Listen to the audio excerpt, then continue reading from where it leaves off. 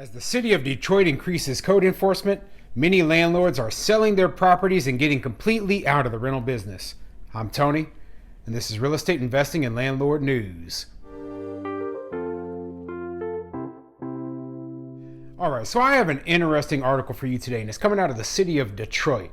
Now, Detroit obviously is not the kind of place where a lot of people want to be investing in real estate, but what they've done is they put a code enforcement law into place that is driving a lot of landlords completely out of the rental business. They're just putting their properties up for sale and, just getting the heck out of there because the city's being quite heavy-handed with their enforcement, and a lot of landlords have a problem with it.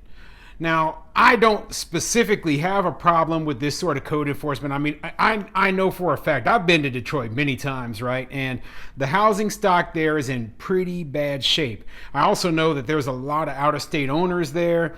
And, basically it's very, very likely that there's a lot of housing stock there that really does need code enforcement. But on the other hand, looking from the landlord's perspective, if we aren't given notice of what needs to be fixed, if we're not, given the opportunity to fix those things and instead just fined heavily by the city for properties that are super cheap where it's not worth it to spend tens of thousands of dollars fixing, well, I don't blame these landlords for wanting to get out of the business, okay? Now, before I get into the article, go ahead, hit the like and subscribe button if you haven't already. Maybe leave a comment down below and let me know what you think. Have you had any issues where you're at with code enforcement? I know I haven't had any. The biggest thing I've had is I've had the city of Gretna. That's where I own one of my rental houses up here in the Nebraska area. They've contacted me about tree limbs that were hanging too far over the street, and I had to get those cut. And they also notified me that my tenant wasn't cutting their grass, and I just got on my tenant and they took care of the grass thing. So but I haven't had any fines. I haven't had any big issues whatsoever. But I know that in some cities this is a major problem where they see it as like a revenue source for the city, where they'll get you for, oh, you got a little bit of peeling paint, and you got this problem over here. But who knows what's going on in Detroit? Hopefully the article says a little bit more about it. So this article is coming from DeadlineDetroit.com, and it says, as code enforcement tightens, more landlords give up on Detroit. Well, let's see what it says. Tighter housing code enforcement by the city of Detroit appears linked to a rise in rental properties on the market. Crane's Detroit business connects the dots. Carol Trowell, a broker with the DuPont Associates who focuses on Detroit, said that many of the new listings are one-time rental properties. Landlords who didn't get paid for months during a pandemic eviction moratorium don't want to pay for certificates of compliance or to test for lead in their units, she said. Expensive propositions that can sometimes eat up the money they are receiving. If you're a slumlord, it's going to cost you, she said. Well, not just slumlords. Let's talk about just a regular landlord, okay? Who knows what it's going to actually cost to get this certificate of compliance from the city, okay? And a lot of the housing stock in Detroit is very old, so probably the majority of it has lead paint in it. Lead paint remediation is not cheap. Now, it's not super expensive either. I don't know what the city requires for it, but I know, in the case of my older properties, I don't touch the stuff, okay? I generally will paint over it. I will let the tenant know that there is a chance that there is some lead paint, in the property that they're renting. But, I haven't actually done any of the remediation myself. So there is a chance that, hey, on the property that I have that was built in 1900, or the other property I have that was built in 1920, there might be some lead paint in there, okay? More than 1,600 Detroit houses were listed for sale last month, a 24% increase from December of 2020, according to real comp data cited by Cranes. The city is a clear outlier in the metro area where listings across the board have been down. In fact, according to Redfin data, Detroit is the only city of the 88 metros it tracks where the number of seasonally adjusted listings was up in December. Well, it's not just that this is not just the only issue there, okay? The population of Detroit is declining. So obviously there are going to be more houses for sale within the city of Detroit because the demand is so much lower. Okay. Now, that's unfortunate, but hey, when you throw in the fact that a lot of landlords don't want to have to deal with eviction moratoriums, and I don't know how landlord friendly it is there in Detroit. I imagine that it isn't very landlord friendly overall, but at the same time, because the housing costs are super low there, it might be a more landlord friendly place. But I do know that the taxes are super high there, and the government regulation is pretty high as well. So even if the place is a more landlord friendly place, it might not be very beneficial for a lot of landlords where they're not making a great ton of money and they weren't getting paid for so long, and then they throw a whole bunch of compliance issues on top of that.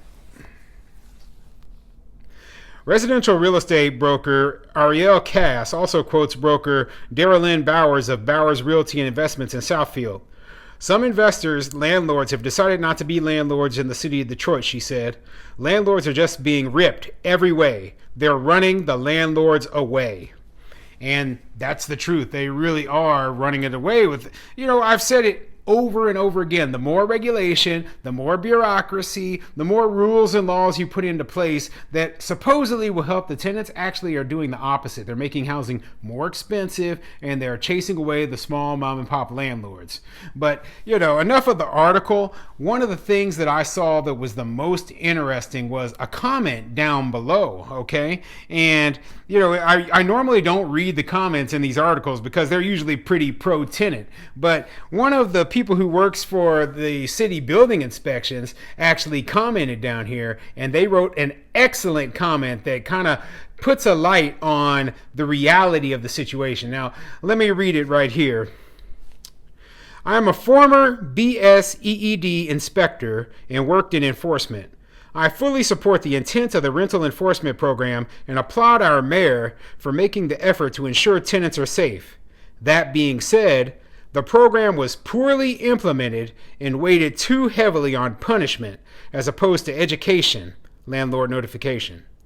More than 90% of Detroit landlords do not live in Detroit and were not actually notified that the 10-year ordinance was to finally be enforced. As the program was rolled out per zip code, a flyer with multiple misspellings and grammatical errors was mailed to every address. This notice told tenants that if the property did not have a certificate of compliance, they could attend an escrow fair where accounts would be set up to escrow their rent.